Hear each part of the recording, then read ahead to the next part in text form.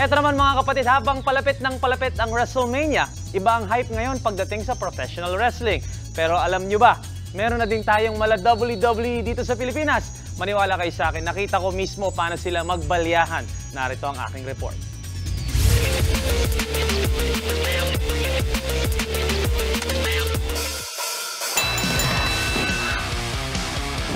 Balyahan, salpukan, mainit na bakbakan, pero walang pikunan. Sports lang. Sila ang mga bagong breed ng professional Pinoy wrestlers sa Pilipinas. Yes, you heard it right. May Pinoy professional wrestlers na unique ang style at the moves. First of all, they're Filipino.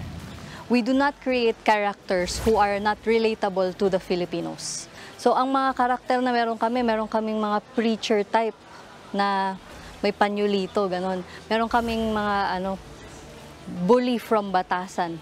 Mga tipong kilala mo, in your everyday life, nakakakita ka ng ganong mga klaseng karakter. Ito ang double leg drop, scissors kick, ogoshi. Ito ang mga naging popular na technique sa mga professional wrestlers sa ibang bansa. Pero since 2016, gumagawa na ng sariling pangalan ang Manila Wrestling Federation o MWF. Nakaaaliw panoorin ang bawat galaw nila, pero kahit may konting sakitan, magkakaibigan silang lalabas mula sa loob ng ring.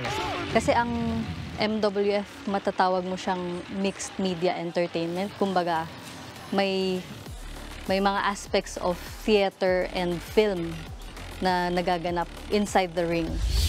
So, meron tayong tinatawag na parang debriefing. Pagkatapos ng lahat, alam mo at the end of the day na naglaban kayo kasi yun yung agreement nyo, na maglalaban kayo. After nun, walang personalan. Ganun. Pero kung akala ninyo, mga barako lang ang nakikipaglaban sa ring, diyan kayo nagkakamali. Huwag niyong iismulin. Yung mga kababaihan, nakikipagbakbakan din. Nakita niyo ba yun? Yung nasa dulo, yung naka-red na cape? Creative writer yan at director pag umaga. Nagiging pro wrestler pag gabi. Nung bata kasi ako, kaming magpipinsan, boys kasi yung mga pinsan ko eh. So naglalaro kami ng video games. And isa sa mga nilalaro namin ay SmackDown. Yun! SmackDown versus Raw. Yan. So yun yung pinaka-introduction ko into pro wrestling. Dream ko talaga na maging wrestler. Sino ba namang hindi? Nung bata sila. Pero nung lumaki ako, tsaka ko na lang naisip na maybe I can do this.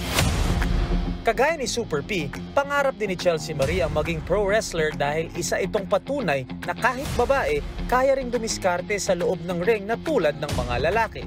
I love the idea of badass women. Okay. And when I watched WWE, it was feminine women brawling with each other. So I saw them as like, oh, they are very feminine, but they can also kick ass. Kahit lalaking kabakbakan sa ring, hindi yan inuurungan ng mga astig na Pinay wrestlers. Mga kapatid, sa ngayon, 4 ang Pinay wrestlers na miyembro ng MWF. Pero eventually, gusto sana nila mas dumami silang makakasama sa ring. At syempre, mas dumami ang supporters and viewers sa wrestling na sariling atin. To be frank, ang pinakaunang talagang kailangan namin ay funding because the industry is very small.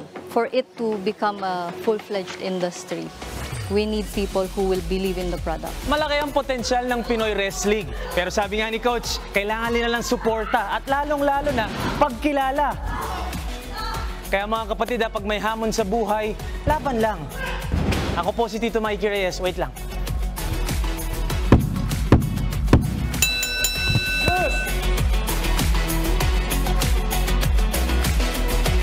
What's up mga kapatid? It's your sports Tito Mikey Reyes. Huwag magpahuli sa mga umaaksyong bakbakan at harapan sa loob at labas ng bansa. Para sa mga pandiin ng sports news, mag-follow at mag-subscribe sa social media pages ng News 5. Peace and love.